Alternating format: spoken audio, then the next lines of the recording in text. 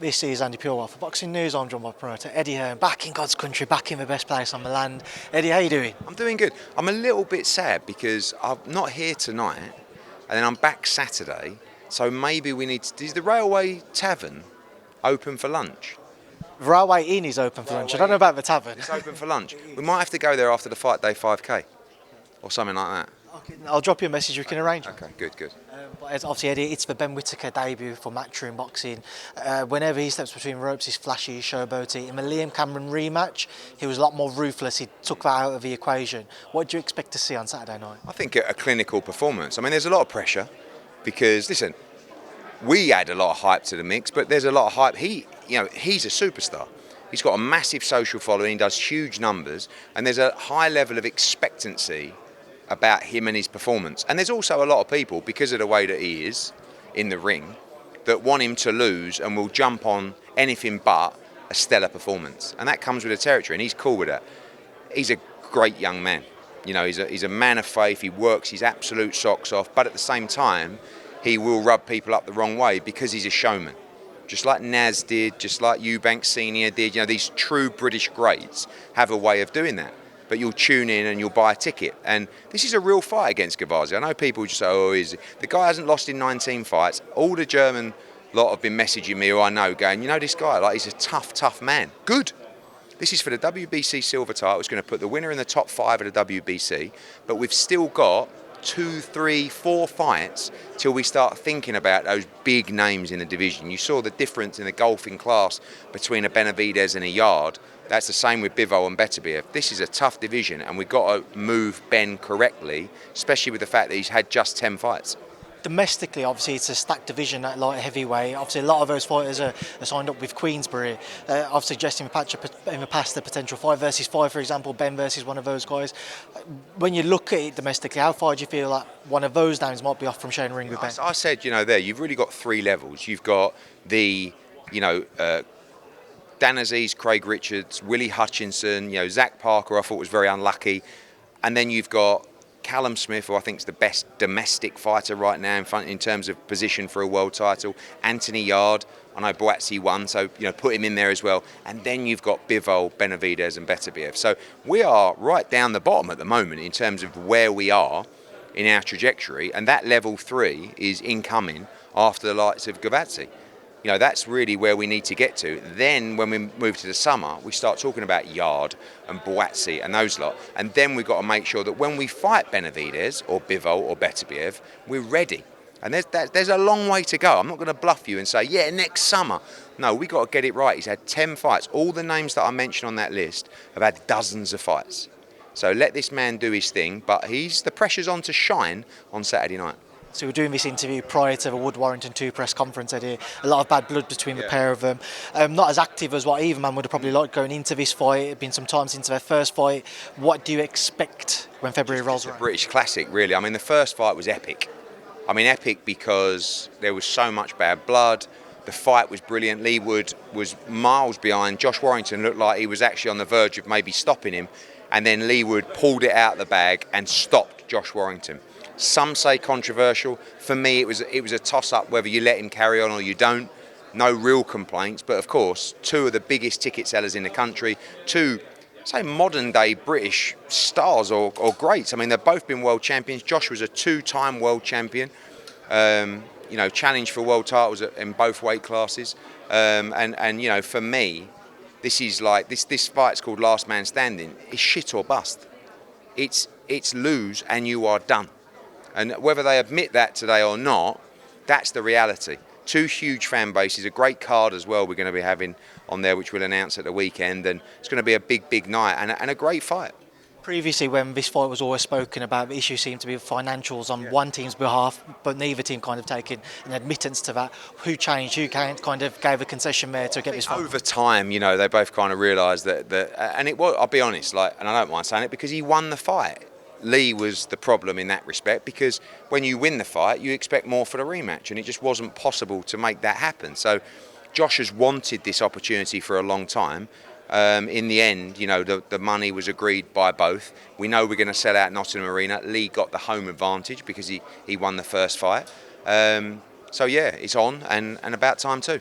Bam Rodriguez, as special as ever on the weekend, defeating Puma Martinez. I saw Robert Garcia replying to a tweet yesterday that he's seen Andrew Maloney won't step aside from the winner of the IBF bout in December.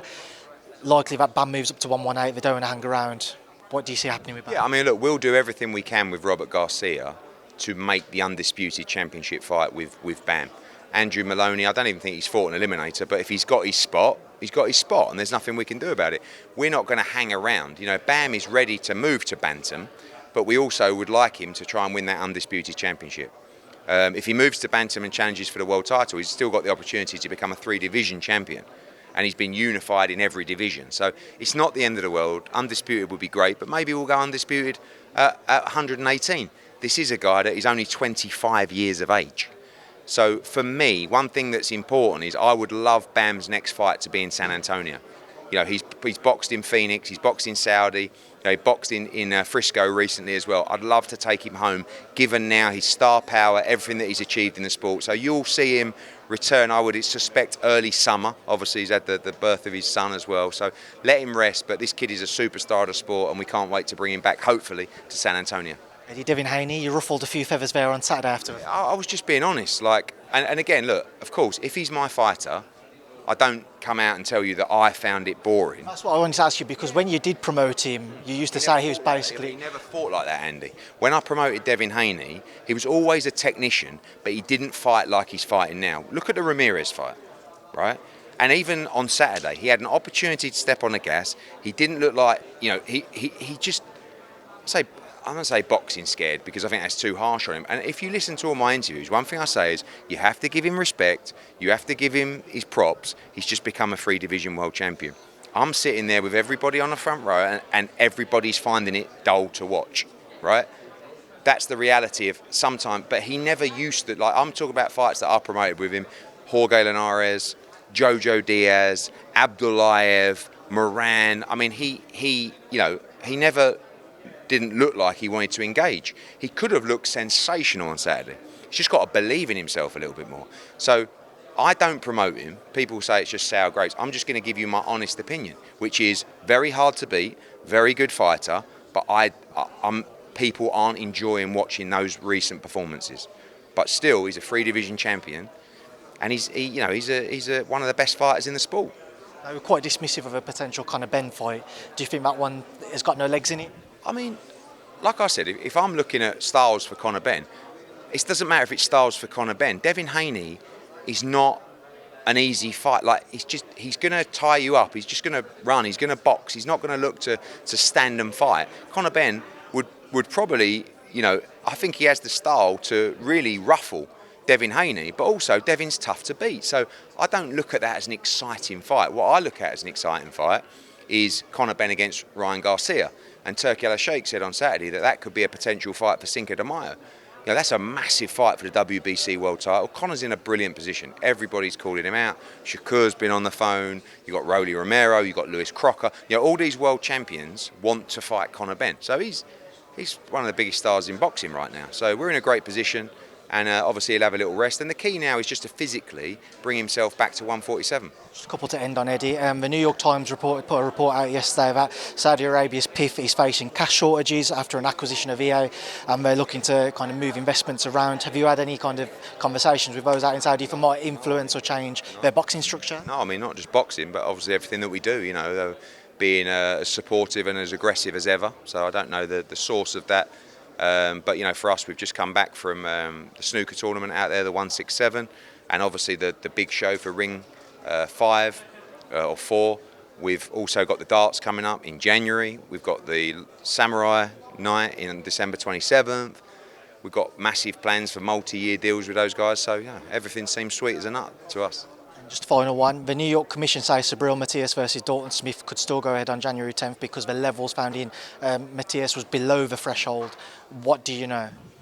I mean, as I understand it, there are levels, the threshold levels with the New York State Athletic Commission are 0.1, and with WADA, it's just 0, because they will say, well, you just cannot have ostarine in your body.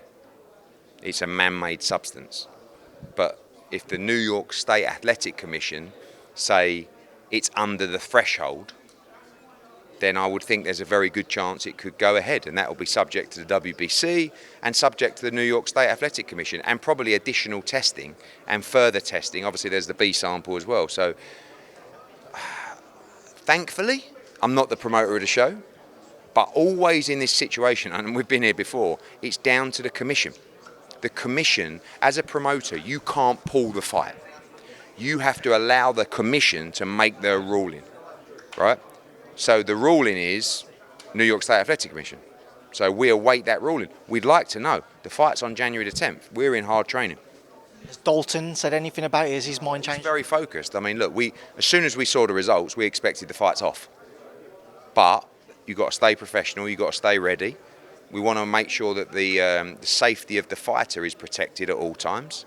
So we'll see what the ruling is and we'll go from there. Thank you, Eddie. Cheers.